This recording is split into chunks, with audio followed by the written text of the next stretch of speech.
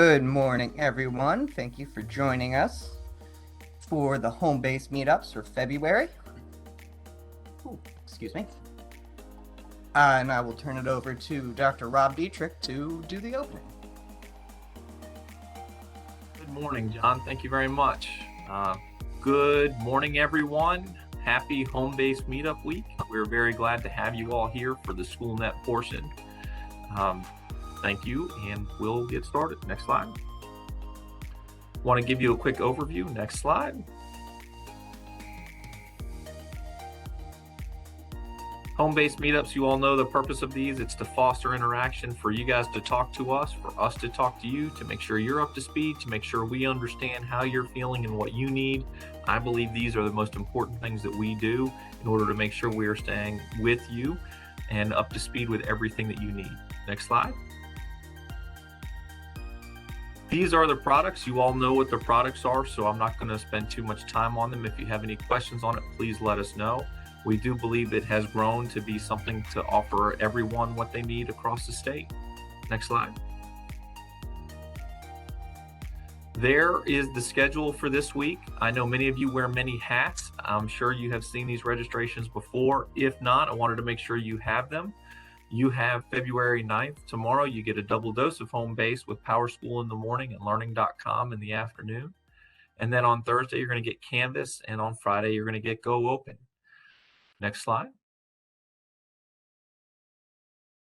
This is the home-based meetup schedule this year. This is obviously this week, and then our last home-based meetup will be the first week in May. So we look forward to seeing you, especially as the weather gets a little nicer in May. Next slide. This is our home-based schedule for next year. Everybody, please take a look. One thing about this is you will see big smiley faces next to September and next to May. That's because we are wanting to go back out and see the field. We believe that we're going to be in a good place to do that next year. So we are looking for locations. We may be reaching out to you if you have hosted one before, because we want to come see you again. Now, on those days, you will see the schedule change.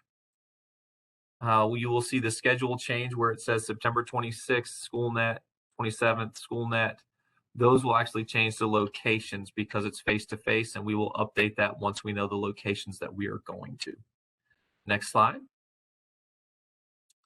We have a few updates for you just to make sure you're up to speed with all of the home-based products as a whole. Next slide. Power School, we are working on, and there'll be more information about this tomorrow, we are working on making sure that there's a homebound hospital present code in the system for next school year. The maintenance calendar, we are attempting to release that this Friday for next year. And we have new coordinator training March 7th through the 11th that I believe is full, but there is a waiting list. Schoolnet Transcend, if you are interested in that for next year, please contact Yolanda or myself if you are interested, and I believe we're going to talk about that a little bit today. And in Canvas, the Classic Quiz Sunset has been delayed till the end of the year of 2024. And Go Open, we have a new at-home learning hub that has 192 resources in it that will allow you to it's a collaboration we did with PBS that I think are very good that you should review and look at. So please make sure to go visit those resources in that hub. Next slide. NESIS, the central office view role to all staff is implemented for superintendents now.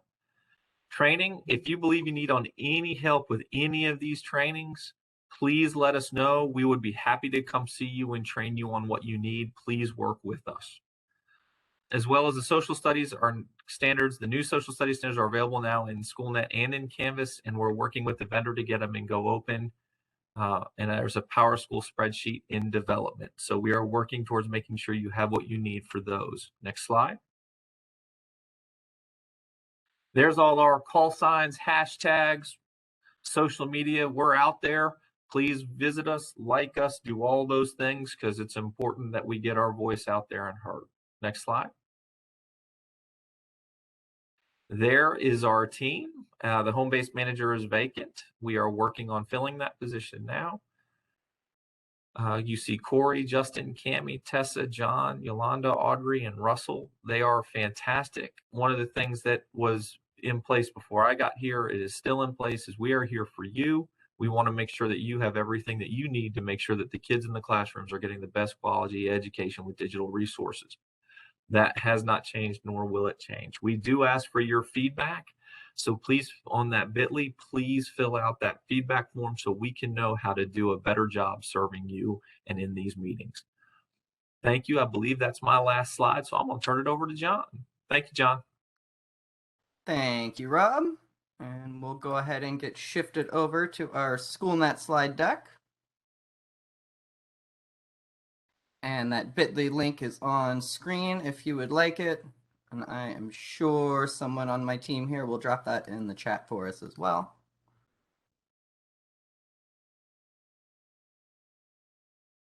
All right.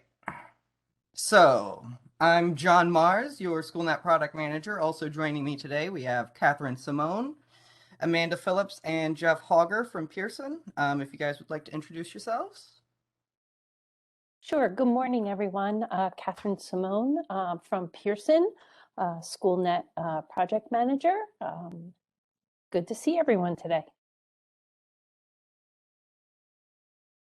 Morning, Amanda Phillips. I am your technology support. You find me in ServiceNow. So our objectives for today, a few NCDPI updates, and then we will turn it over to Jeff to tell us about Transcend. We'll do our breakout rooms, and then Catherine has some awesome updates to show us in Schoolnet 23.1. A couple features that we've wanted for a long time, so excited for you to see that. And then we'll wrap up with any reflections and last minute questions. Can I ask a quick question before we move on? Absolutely. Sorry to interrupt, and John, help me out with this in case I misspeak. It is my understanding this is the first time we extended this semesters at the end of the semester recently, right? That is a good point. Yes, the end of this semester 1 this year was the first time we had schools with extended semesters. Everybody in the chat, if you took advantage or if you want to come off mute, can you tell us your thoughts on that? Was that beneficial for you? Did it help you at all for anyone on this call that used it? Just curious. All right. It doesn't look like anyone used it who's on this call, so I was just curious. Thank you, John. No problem. Thank you. That was a great point.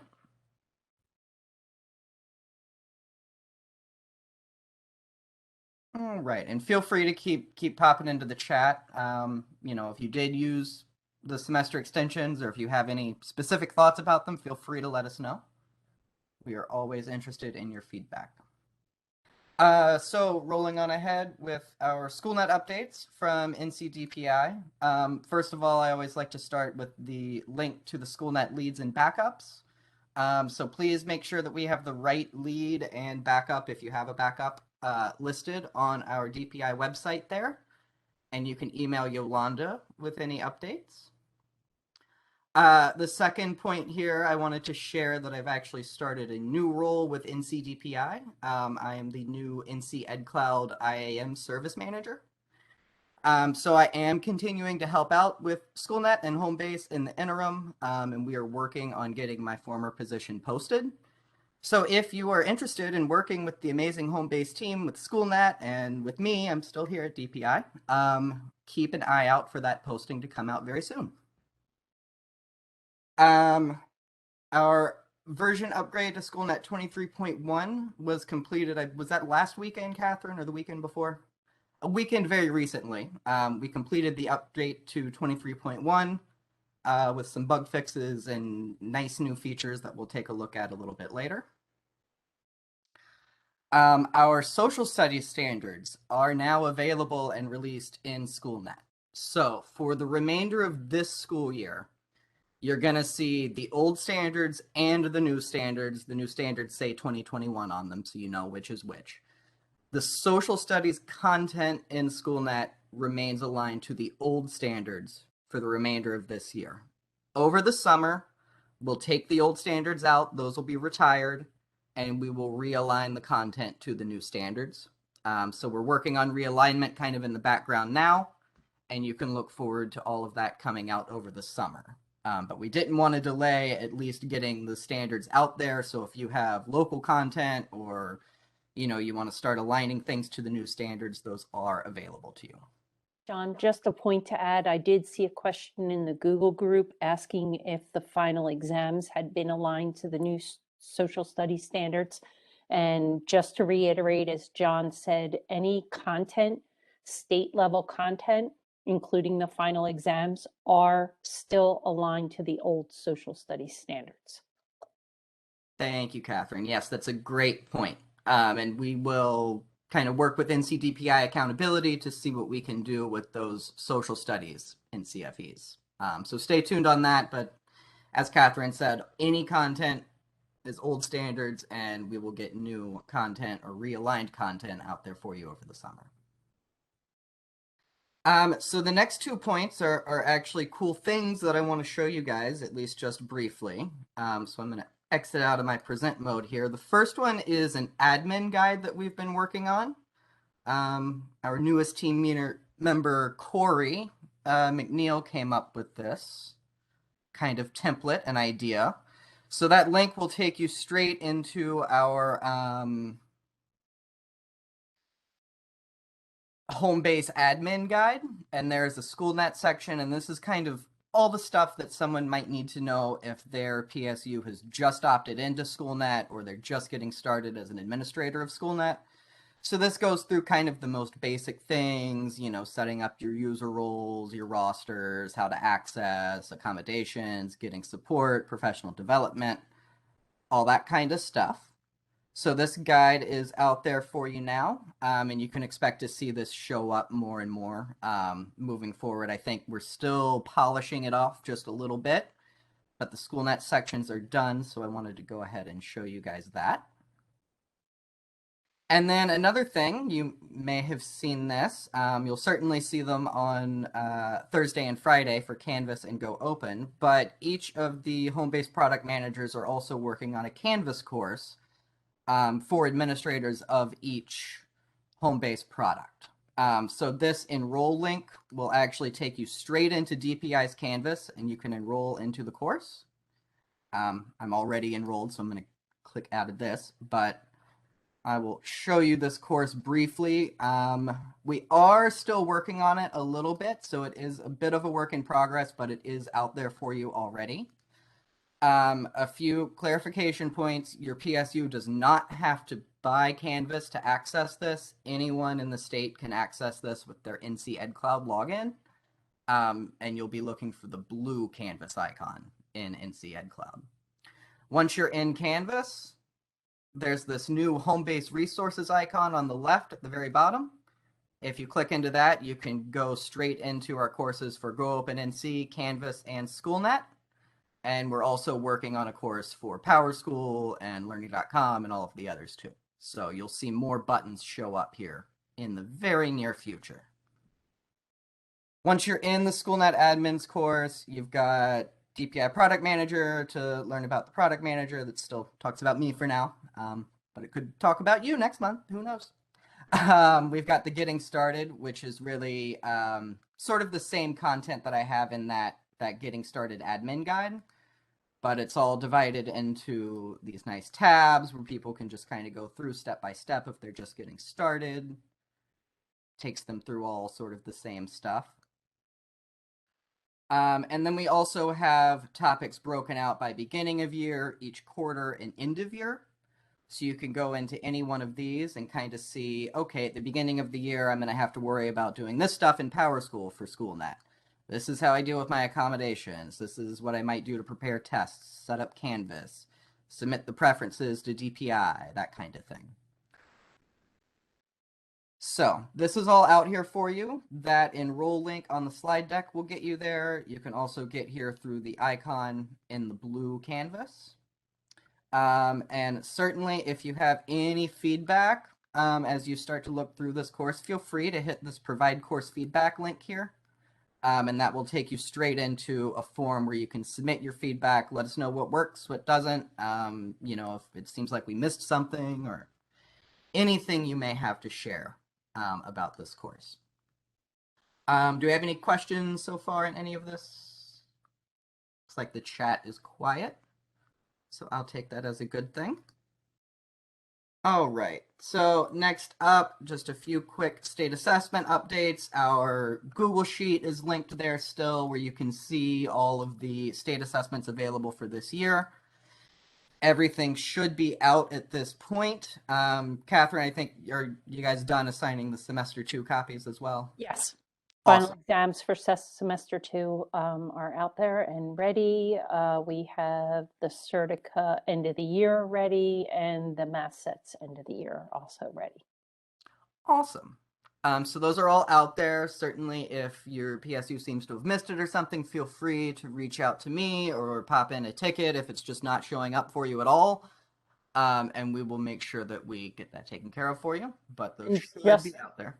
Sorry, ahead. John, just a reminder on the final exams that the content is not viewable. We do every now and then get a ServiceNow case asking why teachers are not able to see the questions. So I just want to reiterate that the content is restricted for those tests. Thank you, Catherine. That's a great reminder. So Well, we have a question from Thank you. James. Is it possible to use a state recommended assessment for a single student trying to earn credit by demonstrated mastery? Isn't it possible to assign one of these tests to a single student? Correct. So first, James, I think you're referring to the credit completion on the final exams. Is that correct? Okay, great. And then we have recommended them to your district if you requested it in the survey.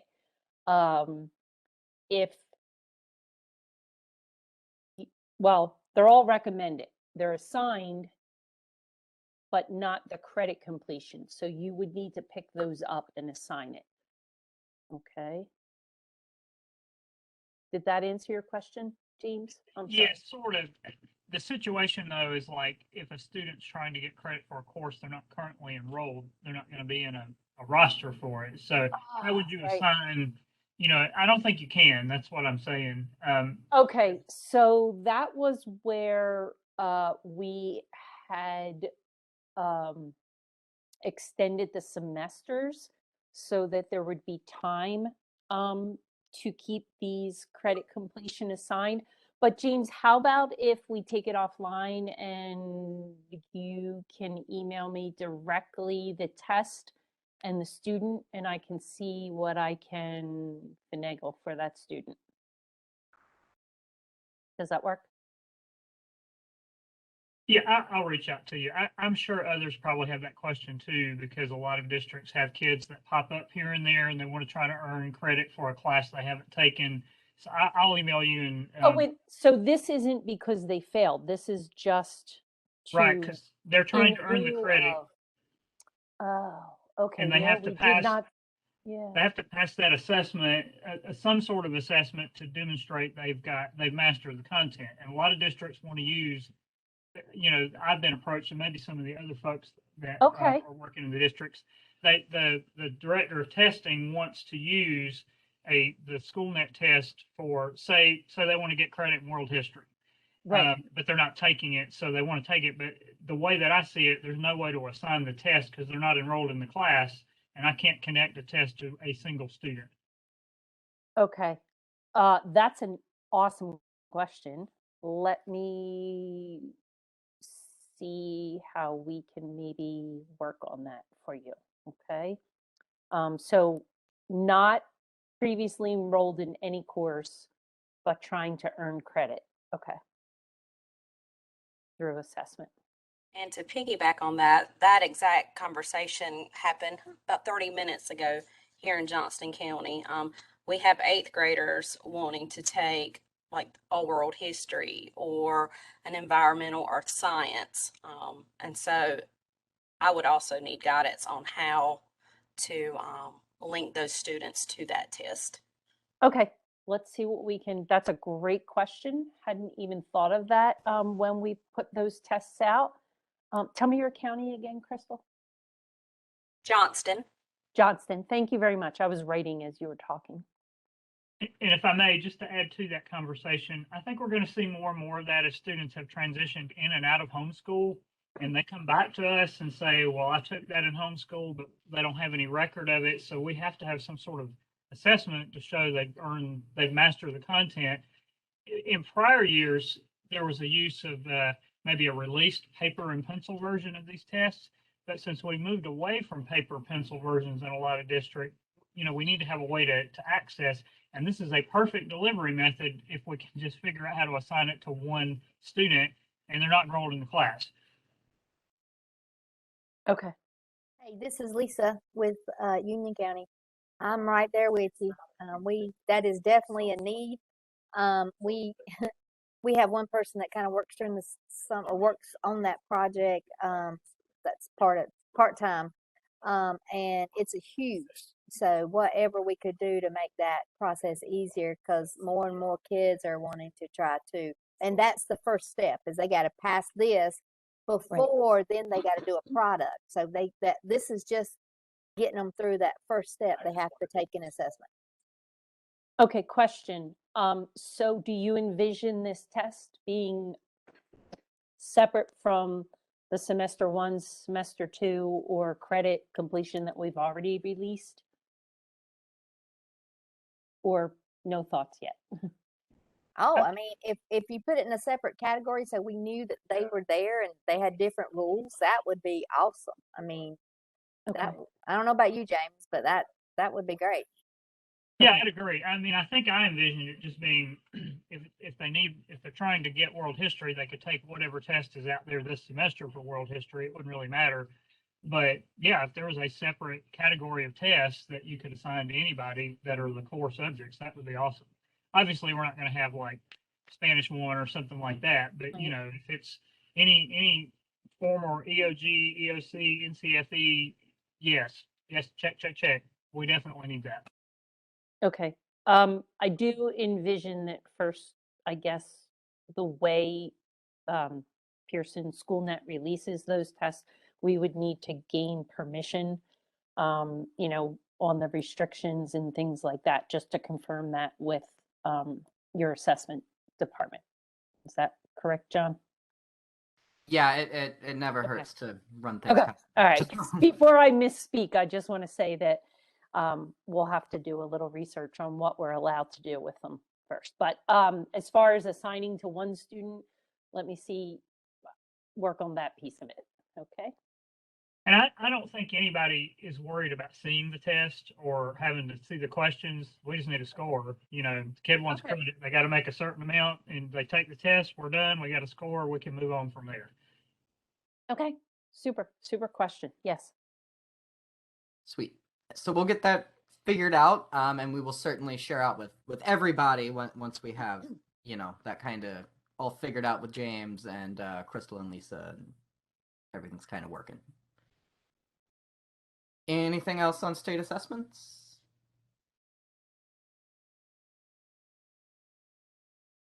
All right. So we'll take a look at usage real quick. I think this is still very much sort of a picture of the pandemic, right? So we are still seeing a downward trend since January 2020, but of course, a lot happened between that January 2020 number and the next two numbers. Compared to last year, we are starting to close that gap. So hopefully we will see that gap close even more. Maybe we'll even surpass last year, hopefully coming up over the spring. But those are the current number of test submissions year to date as of the end of January.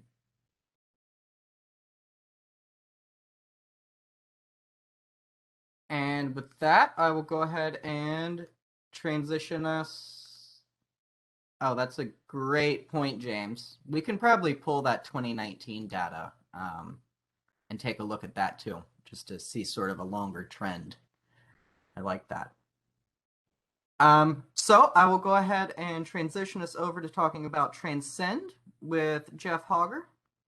So Transcend is an interim assessment for grades 3 through 8 in reading and math, and it's computer adaptive. There's three parts to it. There's the intelligent blueprint design, the calibrated item bank that is used for the computer adaptive model, and the dynamic set of reports that we'll go over. So next slide, please. So the intelligent blueprint essentially lets you select the standards you want to assess and win. So unlike other interim assessments where you give them to students, essentially that blueprint is just a mini blueprint of the summative assessment. Here, this is strictly aligned to the instruction that you are providing your students. So say, for example, we look at this intelligent test blueprint for grade 3 assessment 1. There are 4 domains here in the gray boxes: operations and algebraic thinking, numbers and operations in base 10, numbers and operations fractions. And if you select a standard, let's take operations and algebraic thinking, that it will turn dark purple. That is a standard you have selected that will be administered on the interim 1. So you select the standards that have been instructed on for the last 6 to 10 weeks. Typically, there's 3 interim assessments that is given throughout this school year, about 6 to 10 week intervals. Now, if you go to interim 2, what you see that the dark purple are now light purple, right? And that means those standards were selected on interim 1, and they carry over to interim 2. And the new standards are in dark purple that were selected. So in our example here, numbers and operations in base 10, standards 1 and 2 were selected. And numbers and operations fractions, standard 3, and so on. So the reason why there is a light purple is because the model has a cumulative framework, which means that the students will only be assessed on those standards that have been instructed on. So in interim 2, the dark purple represent the standards that have been that students have learned or been instructed on between interim 1 and interim 2. And the light purple with the dark purple are all the standards the students have been instructed on up to that point. So at no time will students see an item or a standard that they have not been instructed on. And then in interim 3 here, you see that all the standards from interim 1 and 2 are now light purple, and you fill out the standards for the ones that have been instructed on between 2 and 3. And theoretically, it should be that you complete the whole test blueprint by interim 3, and then you get an overall score. So for the reporting, since this is computer adaptive, the reports do come at the domain level, and we'll get into that a little bit. But you get an overall scale score and a domain score, and they are all scale scores. And the scale for Transcend is between 300 and 500. All right, next slide, please. And actually, Jeff, if you don't mind, we had a question that just came in that I think is a very good one. So when schools set up their test blueprint, is that for all schools in the district, or can they have different blueprints for each school? It is set up for all schools within the district.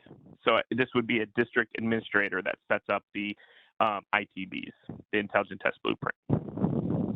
Perfect. Thank you. All right, so the Transcend Interim Bank, the items are aligned to North Carolina content standards. We do have a range of item types, and although for a computer adaptive test, and let me describe that a little bit. What that means is that a student all start, if they just are the first interim in grade 3, will start at the same point. But if the student gets the item right, the next item will be a little bit more difficult. And if the student gets the item wrong, it'll be a little bit easier, right? And so in order for that to work, the items need to be machine scoreable. So once the student, makes their final determination, the item is scored. So then the computer adaptive test knows to select what item to select next. However, when we talk about range of items, that doesn't mean, although these are 1-point machine scoreable items, that doesn't mean they're all multiple choice items. In some instances, students will have to fill in a blank to answer it. For instance, it could be, a simple, a math problem that says 20 plus 13 equals, and then the student has to type in the number. There are also like equation editor items where they have to, do an equation, and it can get scored that way. So although all the items are machine scoreable, they're not all multiple choice. And we have some drag and drops and hotspots and stuff like that. The items are also reviewed by content and editorial specialists, and we look at the bias and equity to make sure these items are secure. We've also had, for Cumberland last year, wanted to review the items and look at, some of the items just, with their supervisors, and we allowed that, because we really feel like we want this assessment to be aligned to instruction, get feedback on the item bank. The items, however, are considered secure items. So, we don't want, teachers looking at these items or, getting these out publicly. However, will provide an opportunity for districts if they want their supervisors or such to review the items and to provide feedback. The reading test is largely passage-based, which means, students will get a passage and then they will respond to items based on that passage. However, there are a few independent items that provide information to ensure that the reading level of that passage is appropriate for the student. So the student may see 2 or 3 items that have a sentence or two and then respond to that. And that way we ensure that the passage and the reading level is appropriate for that student.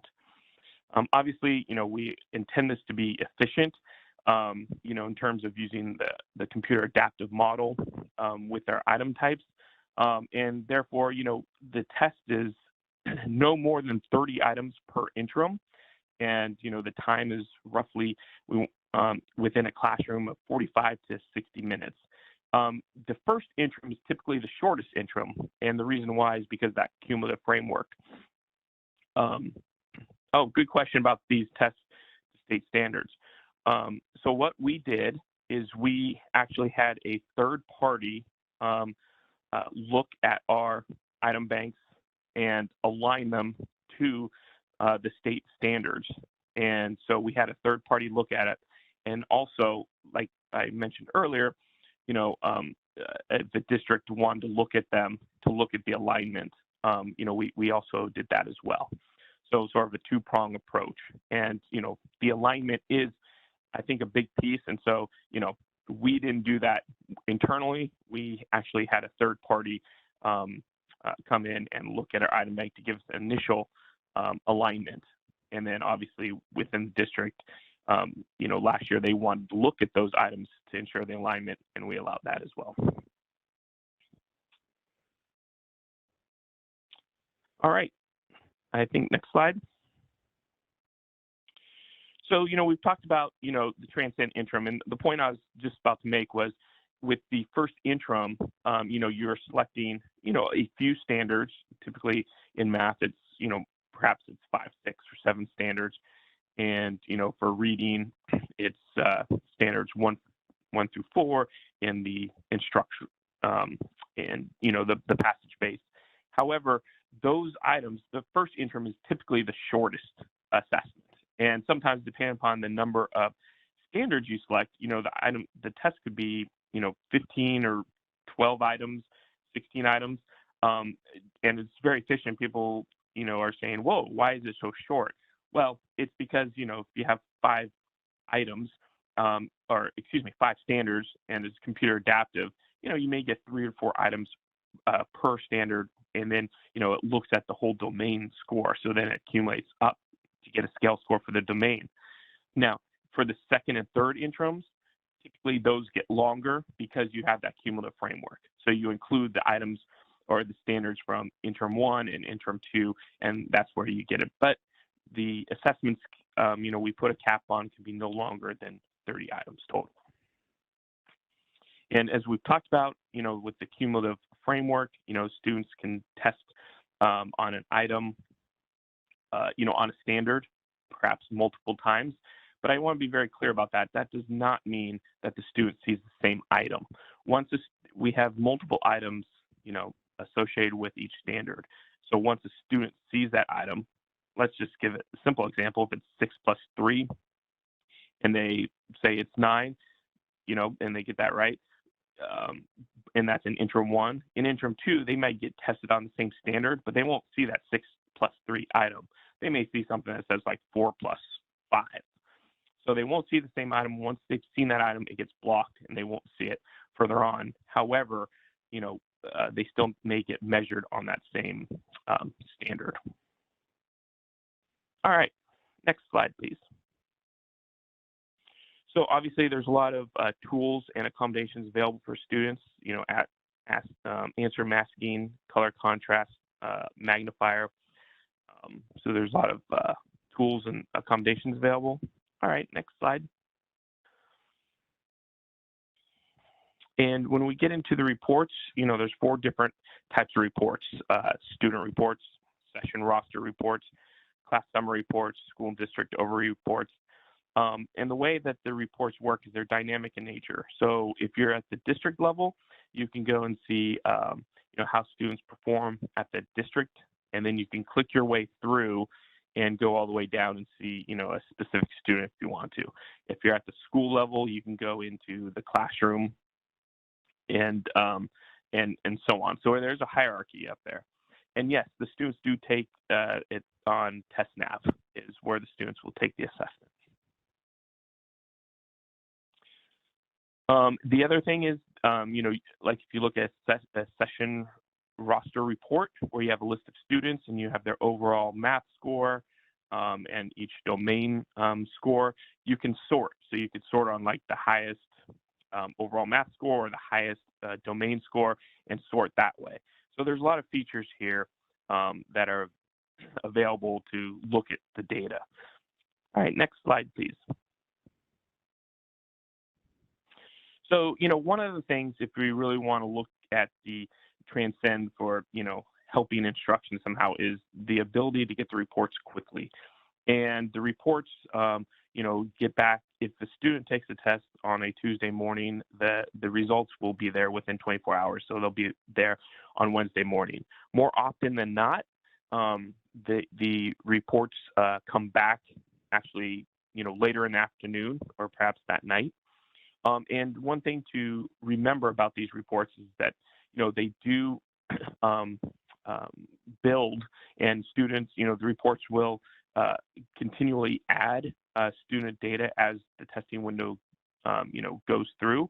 And so it's very important that, it's okay to keep an eye on these reports, but, to make inferences about student progress or, a classroom or a grade level or whatnot, you really want to wait until all students have tested and the testing window's complete to make sure you have all students. Sometimes during the window, you may get, the sample of students that are testing, maybe your very high students or your very low students. And so your numbers may look a little funny because they're populating. And, it's just a good idea to monitor to make sure, but then, start to analyze after the assessment is over. So in terms of the left-file quantile, we do not currently have those on there, but we do have prediction performance on the assessment. So after in the reports, which I think we'll go into a little more deeply in our breakout session. If you join the Transcend, we'll look at the reports a little more detail, but there is a prediction on how well you do on the performance levels. One thing to say about that is after, students take the assessment, the Transcend assessment, all, throughout the year, we will ask for, the summative scores of these students as well. And then that way we could either make even a stronger link between the interim assessment and the summative assessment. And one last slide that I have here is this slide. And, one thing that educators have asked us for is, okay, it's interim assessment, I get it. You report at the domain level. However, can you provide more granular information? And typically that conversation goes to, can you provide us an item analysis report? And, an item analysis, I think, that we hear about particularly from teachers, is they want us to provide them an item that shows what every student performance has been on that item. Well, there's two. The issue there is that with a computer adaptive test, not all students within the classroom may take the same item. So as students adapt, the test may look different depending upon if the student is performing really well. They're going to continually get a little higher items. If the student isn't doing so well, they're going to get easier items.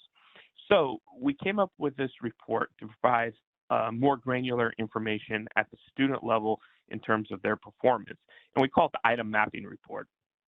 And what we have here is the number of items that the students saw on the test, and you could put this in order. Right now they aren't.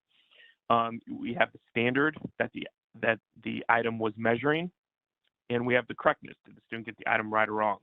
And then we have how easy or difficult was that item. And as you see, you could sort this by standard, which this is how it's organized right now, is by standard. So we have operations and algebraic thinking point 1, standard 1, 2, etc. Or you could look at the item number. How did this student perform from item 1 that they saw all the way to the last item? Or you can look at item difficulty. How difficult were these items? Essentially, with our 300 to 500 range, typically 300 to 400 are on the easier side of items. 400 to 500 are the more difficult items. And so this has been one way that we've been able to provide, listen to educators want more granular information and, be able to provide more granular information at the student level in terms of how they've performed. I think that's it. And, I'm more than happy to answer your questions now, or, we have a breakout session. So, we could chat about it there as well. Awesome. Thank you, Jeff. And yes, we are going to breakout sessions next. So one of our breakout rooms is for Transcend. So if you have any questions about Transcend or you want to see something in more detail, feel free to drop in there.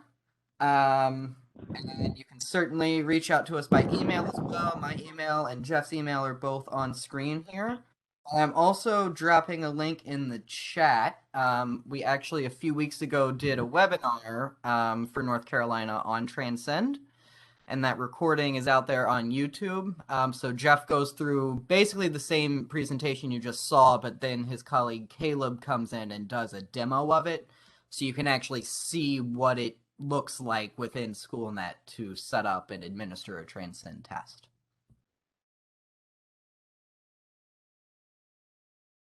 So with that, we will go ahead and transition into breakout rooms. I do want to mention at this point that I actually have to drop from this meeting for another one at 11. So when we return from breakouts, Catherine is going to take over presenting to go through the 23.1 update. And then either Corey McNeil or Cami Narin from my team will close us out if I'm not back yet. John, am I able to present just before you leave? Sorry. Oh yes. I'll pass you the presenter Okay. control. Here's a sec, Catherine, before we start breakouts. So our breakout room topics today, as I said, the first room will be Transcend. The second room will be just general Schoolnet questions, comments, discussion. As always, while our main session here is recorded, breakouts are not recorded. So feel free to tell us what you really think about everything. Okay. Can everyone see my screen? Schoolnet 23.1 features? Yes. We can. Yes. Awesome. Thank you so much. Okay. So this upgrade, as John mentioned, happened on not this past Friday, but the Friday before. And thank you, James, for already bringing to my attention some of the features. So one thing that I'm super excited for is that there is now a time and date stamp for when the student submitted a test. That's the first thing, and I'll show you where that's located. There's also, in the item analysis, if you are tracking the time on each item, there is now a total time for the test shown. We have a few new test restrictions that are available, and we also have a new copy test feature. So let's dig into some of that. So right now, the time and date stamp is available in 4 places. When a student submits a test online, okay, the date and time is immediately recorded.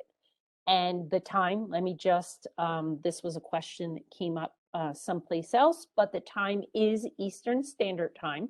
So it is the time for North Carolina when the student submitted the test. You can see it in the student profile. We're able to access that date and time through the reporting dashboard if we're leadership. The teacher will be able to see it on the proctor dashboard. And in the test detail page, I'll show you how to find it, but when you export the results file, you will see the date that the student submitted the test. Just for a few clarifications, because I know we do have other methods other than students testing online. When the child submits the test, the timestamp cannot be changed, regardless of any score updates or anything else. The date and time the test was submitted will remain. If your answer sheet scanning, bulk uploading, or manually scoring, meaning the teacher opened and closed the test, the timestamp will reflect the most recent update, okay? So let's take a look at where some of these things sit.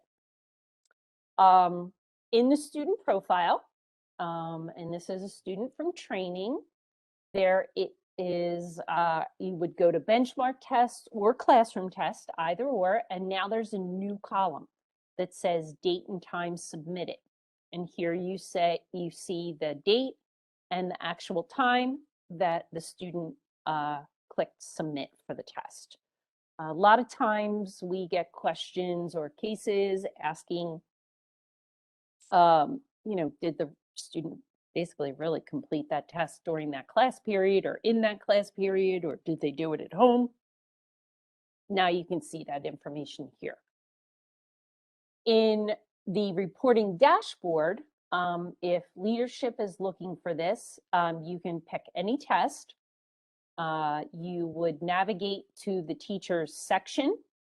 It does not show up for school-wide because the date and timestamp is associated with the individual student.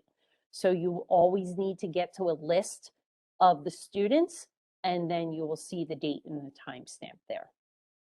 Okay. In the proctor dashboard, while the test is in progress or after the fact, once you have this status column here that shows completed, you will immediately see the date and time. Now, this was James's question. He found the date and the time stamp probably the Monday after or Tuesday after the upgrade.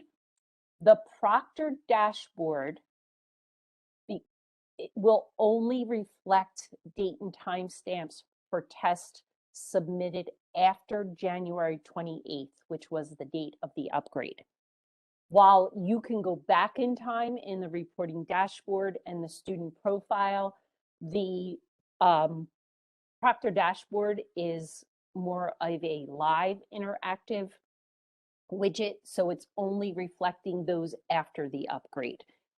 Just to clarify why some will not be showing because it's a very recent piece, but anything submitted from that date on, you'll be able to see the timestamp. Here. And then the last piece where I said you would be able to see the date, there's an export file. When you go to the test details page on the right side, there's a little export button and you get an CSV file, and one of the columns you see the date the test started, that's the open window, the close date for the test, and when the student submitted it there. Okay, so those, sorry, go back one. Those would be the 4 places where you could gain information regarding student submission of test. Does anyone have any questions about that feature? Does the teacher have to check any particular button to get that feature, or does it automatically show? It's automatic. Automatic. However, yes, that one is automatic. Sorry, I'm going ahead of myself. The next one is something that you need to check. But no, you don't need to select anything. It's automatic. Great question. Thank you. Okay, the next one is this one. Sorry. There it is. The total time on test. This feature does need, oh my goodness, I'm so sorry. I'm trying to move my screen around. When you're scheduling a test and you select the checkbox that says record student time on items, track and display student time on items, you will see in the item analysis time. So here was total time was 39 seconds. That's new. Okay. Question 1, 8 seconds. Question 2, 18 seconds. Question 3, 13 seconds. And each item will have the seconds or minutes if the child spent longer. So that's always been a feature, but now you will see the total time under the total score. That one you do need to select while scheduling the test to see that one. Okay. Any questions about that feature? For the next, oh, sorry, go ahead. Sorry. What if the teacher, like the kid started and the teacher forgot? Can she go back in while the test is still in progress and check it, or no? So there's a couple issues there. If students are in progress, you don't want to go in and edit the schedule settings because the test will need to be republished. And you don't want to republish while there's pending students in the test. While it's not impossible to go back and change the settings, I don't recommend it. Just for other reasons than sometimes they forget to publish the test. If it's students have a test open while the teacher's in there trying to change the settings, you could lose some of the responses from the students. Does that make sense? Yes, thanks for that. Yeah. Any other questions about this feature? Okay.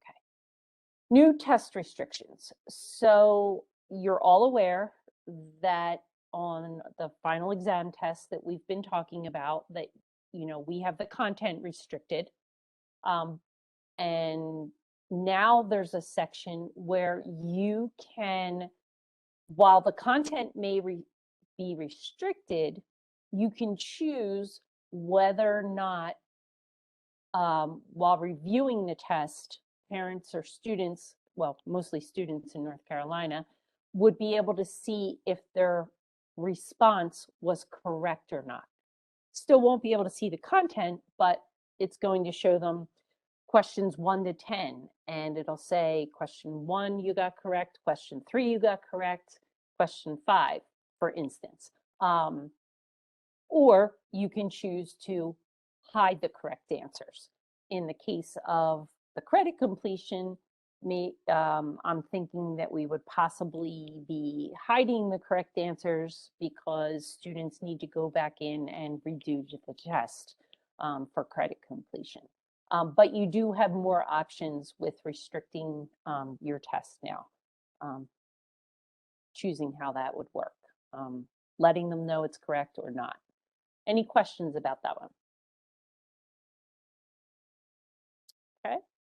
The last one, a little bit earlier in the breakout room, we were talking about copying tests. And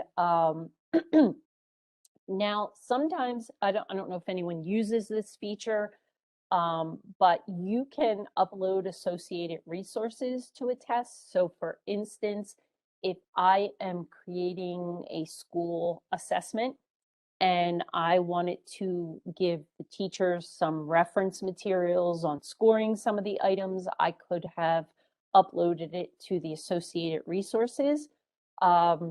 Previously, when you copied the test, you had to reattach the associated resources, but now you have the option of copying without the resources or copying with the resources. So just a little bit more flexibility when you are working on, moving your tests from this year to next year. Okay. I think those were my slides for that. Let me, not sure if John is back yet. Stop sharing my screen and go back so I can see the panel. Hey, everybody. I am Hey, back, John. yes. Okay, great. So any questions on 23.1, sorry, said the wrong number. I'm on the wrong number. Any questions on those? All right, I'm just going to run through some of the, oh, sorry, go ahead. I'm sorry, I didn't mean to interrupt you. No, I no, have no. a sort of related question, but unrelated, but it's a previous thing that I forgot to ask, and it just popped back in my head. What our district, I would think the other folks do, we still experience that issue sometimes with kids who maybe haven't had a test to take in Schoolnet that is assigned through Canvas, where we have to go in and open the Schoolnet page, close it, and then go in. Do you know if there's ever going to be a fix for that, or are we still going to deal with that randomly for a while? Question mark. I have probably one or two every couple of weeks that we have to deal with, and people forget. They forget to do it because we sent out an email a long time ago, so we have to walk them back through that. It's that thing we started with last year where we were getting a lot of kids that couldn't take their test in Canvas, but when they opened Schoolnet, closed it, and then went back to Canvas, they could open the test. And it happened for a lot of ninth graders for me, James. I don't know about you, but because I think Catherine, we had talked about it before, where when they change schools in Power School, it's like going to a Yes. new Right. school, and then it didn't recognize that they've ever authenticated to Schoolnet. That's just what I tell people, and yes, I deal with it all the time. And I don't Yeah. know that there's a solution for it. I don't know. I don't either, but just wanted to put that back on the radar that it didn't go away. Okay. I mean, it makes sense. I mean, it totally makes sense. And I don't know how to get a solution for it, but yeah, we forget when those new students or ninth grade, like this semester. So now I got ninth graders that didn't use Schoolnet last semester. Now they got a teacher that's using Schoolnet, and they're not able to get there because they hadn't authenticated since they were in 8th grade. I'm not sure. I mean, at this point, we don't have another solution for that. Is there a resource I can share, Crystal, for this issue? Is there something we have from DPI, John, that we could put out there to the field? I think you're on mute, John. Sorry. So I'm trying to remember if we have that in our Schoolnet Canvas little integration guide. No, I don't think it. Okay. I think we could add a note to the QRD we have about putting a Schoolnet test into Canvas, reminding them that students have to must have logged into Schoolnet at least one time for the current year at their current school before they can take that Canvas link test. And we can certainly discuss at the DPI level with Pearson, kind of anything else we can do to sort of alleviate that. Catherine, I think what it is it's that sort of agreement they have to click through. Right. Schoolnet thinks they're new, so I don't know if there's any way for us to sort of mark every NC user as agreed or something, but we can talk about that offline later. Yeah, that might be something For we can those ask that for. are moving from 8th to 9th grade, that's not the issue. You just like I just normally go incognito, sign in as that kid, click Schoolnet, and then tell the teacher try again. You know, like that's all I do, because sometimes it's just not worth fighting the battle with the teacher to try to explain everything. That But makes sense. it's the 8th to the 9th grade that is the new kids, yes, but then the 8th to the 9th is what's been killing me too.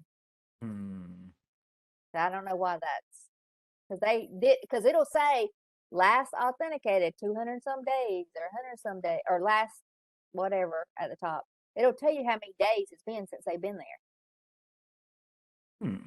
Their previous there. It's changing schools is what we had talked about before, Catherine. Okay. Okay, we had a great breakout discussion on several topics. So just as a follow-up, I am looking into the earned credit through a state assessment and how we could possibly have districts, teachers, school leaders assign that individually to students, possibly as just a copy of one of our current final exam tests. We had the suggestion to add the usage for 2019 to the comparison slide so we could see pre-COVID numbers.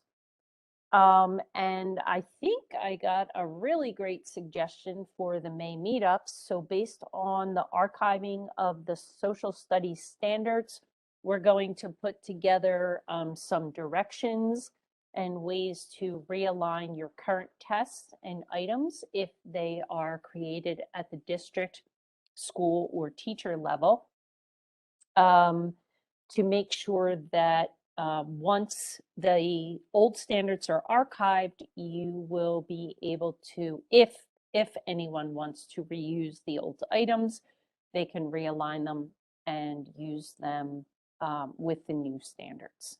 I believe that in our breakout session, I'm not sure if it came through this one, but there is a link to the crosswalks for social studies. If we could get that link out to everyone again, John, or I'm trying to think who shared that in the breakout session. So that you can see the old to the new standards and then realign your items. Okay. Yeah, 1 second. I'll find that link and drop it in the chat. No worries. And I have a suggestion for any future upgrades that has been asked many times, but hopefully we can push it a little bit more with Pearson, having leadership being able to access my classroom tests was another part of our discussion. Anything anyone would like to add? And I thank you all for the suggestions. Awesome today. A lot of good ideas. There you go. Thanks, John. Appreciate it. Absolutely. Yeah, so I think all grade levels are in that one PDF document I just linked to. Okay. But that is your crosswalk from old to new. Okay. Super. Okay. I think that's it for me, John. All right. Well, thank you very much. Thank you for covering me while I had to step away. If there are no other questions or anything else anyone would like to discuss, I'll go ahead and pop up our last slide with the home base team. That feedback link in the top right corner, as always, is there for you. Please provide us with some feedback. We do take your feedback seriously and use it to plan future home base meetups and other events. And you can optionally, as always, provide your name and email address to receive a certificate for 0.1 CEUs for the training portion of today on Schoolnet 23.1. So I will certainly hang out here for a little bit longer if there's anything else anyone would like to discuss or ask. But if not, thank you very much for joining us today, and we will see you next time. Have a great day. Thank you.